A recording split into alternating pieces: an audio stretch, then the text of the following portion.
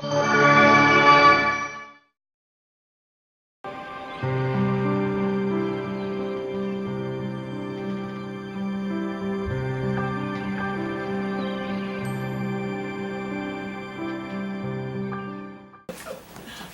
conférence de Potsdam, je dirais que moi qui suis universitaire, je suis philosophe et j'enseigne à la Sorbonne, une université parisienne. J'y ai été un peu comme j'ai été à une cinquantaine de colloques académiques dans les 3 ou 4 dernières années, certains traits à des textes du passé qui n'intéressent que des spécialistes, et certains qui ont rapport avec des situations contemporaines et avec la politique internationale. J'ai donc croisé tout naturellement des collègues académiciens venus de Russie, des gens qui sont des militants de la paix, venus du Vietnam, d'Allemagne, des États-Unis, des juristes venant des États-Unis, ou notre ami Roland Weil qui avait envoyé une vidéo, qui est également un avocat et un professeur de droit bien connu chez nous. Et donc absolument pas une ambiance de conversation privée, sélective, isolée, face to face, entre Sud-Coréens et Nord-Coréens, dans un tel colloque.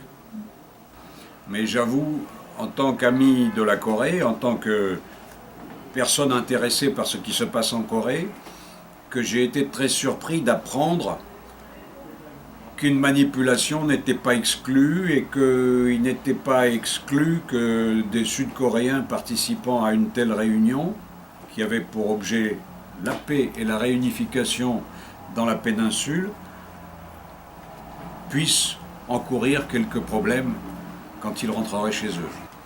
Et même si nous connaissons le caractère pernicieux, odieux de certaines manipulations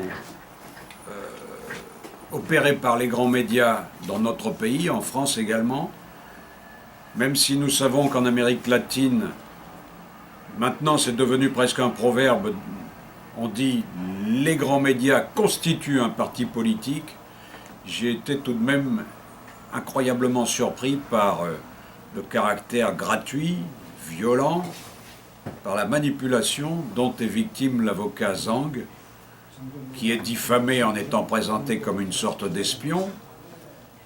Et je considère que, bien sûr, il s'agit d'une atteinte aux droits de l'homme, d'une atteinte aux droits de la défense, puisque c'est un avocat, il défend des personnes qui ont quelques problèmes en justice actuellement. C'est une atteinte à la liberté d'expression. Puis c'est une atteinte à l'honnêteté, tout simplement, puisque le minimum serait de lui accorder un droit de réponse et de lui présenter des excuses. Les gens qui arrivent à s'informer malgré les grands médias occidentaux sont un peu inquiets de voir que la situation dans votre pays est marquée par les interdictions de certaines organisations, syndicales notamment, par la multiplication de problèmes comme celui qu'on évoque aujourd'hui. Bref, nous avons aussi en Europe quelque chose comme une sorte de crispation sécuritaire, une réduction des libertés publiques qui n'est pas encore insupportable, mais qui annonce qu'un mauvais vent souffle chez nous, sur l'Europe, et j'espère qu'il n'y a pas un mauvais vent qui souffle sur votre pays. 주권방송을 아끼시는 해내외 시청자 여러분 반갑습니다. 주권방송이 평화통일과 주권회복을 위한 진보 언론의 사명을 안고 출범한 지 3년이 다 되어갑니다. 지난 3년간 왜곡된 역사의 진실을 알리고 민족 번영의 길을 모색하기 위해 열심히 뛰어왔습니다. 주권방송에 보내주신 결의의 성원과 격려에 감사드립니다. 앞으로도 역사의 진보와 민족의 통일을 향해 쉼없이 달려가겠습니다. 주권방송이 더 힘차게 달리기 위해 해내외 동포들을 주권방송의 새로운 주주로 모십니다. 참여 방법은 주권방송 홈페이지 615tv.net에서 주식 인수하기 배너로 들어오셔서 인수증을 내려받아 작성해서 보내주시면 됩니다. 해내외 동포분들의 적극적인 참여와 성원으로 평화통일 진보 언론답게 더 열심히 일하겠습니다. 고맙습니다.